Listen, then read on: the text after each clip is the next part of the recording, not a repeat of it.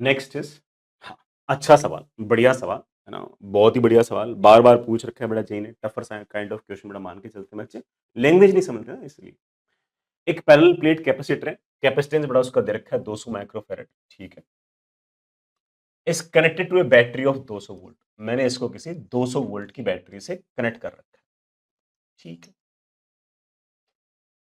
A dielectric slab of dielectric constant 2 is now inserted in the space between the plates of capacitor while the battery remain connected। Battery लगी हुई है और capacitor के बीच में मैंने dielectric लगा दिया जिसका डायलेक्ट्रिक कांस्टेंट मेरे पास 2 है। This is interesting. The change in electrostatic energy in the capacitor, इस कैपेसिटर के पास एनर्जी जो स्टोर थी उसका चेंज पूछा है। तो मैं पहले तो ये वाला सवाल बताऊंगा, फिर वो वाला सवाल बताऊंगा जो इस साल जेई पूछेगी किसी न किसी शिफ्ट के अंदर। एक तो यही पूछेगी, एक और पूछेगी, दोनों बता रहा हूं। पहले एनर्जी कितनी थी? बेटा पहले इसके पास एनर्जी थी half into C into V square. Sir बाद में कितनी होगी? बेटा बाद में भी इतनी है, मतलब फॉर्मूला तो वही है ना, half into C into V square. V तो उतना ही है, पोटेंशियल डिफरेंस जितना पहले था उतना बाद में, लेकिन सी चेंज हो गया। अब बेटा ऑफ कोर्स इसका हो गया, जो कैपेसिटेंस है वो केसी हो गया। आपसे पूछा गया कि चेंज कितना है, बेटा change is of course you final minus you initial.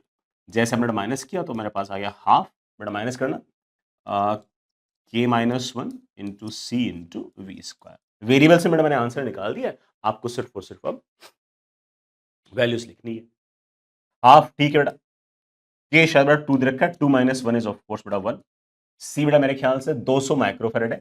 बेटा आंसर जूल्स में पूछ रखा है तो मैं माइक्रो वाइक्रो में इतना इंटरेस्टेड हूं नहीं, मैंने 10 रेस्ट टू पावर माइनस 6 लिख दिया इंटू वी का स्क्वायर। बेटा वी तो 200 है, उसका स्क्वायर अगर करूंगा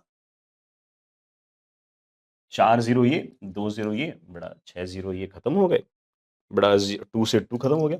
आई think answer should be your 4 joules. Again बेटा किसी न किसी शिफ्ट के अंदर ये वाला सवाल फिर से पूछेंगे, ठीक है।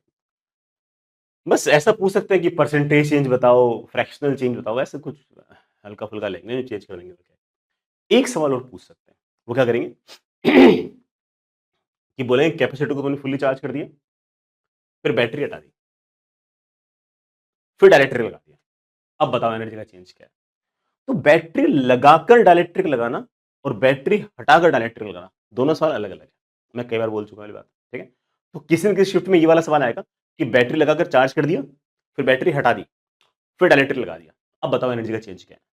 क्योंकि अब आप formula half C V square नहीं लगाओगे, क्योंकि जैसे आपने बैटरी हटा दी ना, अब वी फिक्स नहीं है, अब वी चेंज हो सकता है।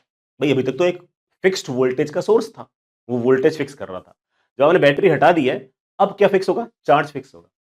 चार्ज कहीं से आ नहीं सकता, अभी तो बेटा ठीक है डायलेक्ट्रिक इंस्टेंट करोगे तो बैटरी से चार्ज आ जाएगा, लेकिन अगर बैटरी हटा दो चार्ज नहीं आ सकता, तो अब फॉर्मूला कौन सा यूज करोगे? Q square by 2 C use करोगे। तो फॉर्मूला कौन सा यूज करना वो इस बात पर डिपेंड करता है कि आपकी सिचुएशन क्या है, ठीक है। हाँ बेटा, उधार बेटा सही कह रहे हो। तो ये वाला सवाल आएगा, ठीक है। किसी न किसी शिफ्ट में बच्चे रेडी रहना कि चार्ज जो होगा ना वो फिक्स करके फिर उसके बाद वो एनर्जी का चेंज, परसेंटेज एनर्जी का चेंज आपसे पूछेंगे। बिल्कुल रेडी रहना। एक दो शिफ्ट में ये वाला सवाल आएगा, एक दो शिफ्ट में वो वाला सवाल आएगा, आना ही, ठीक है।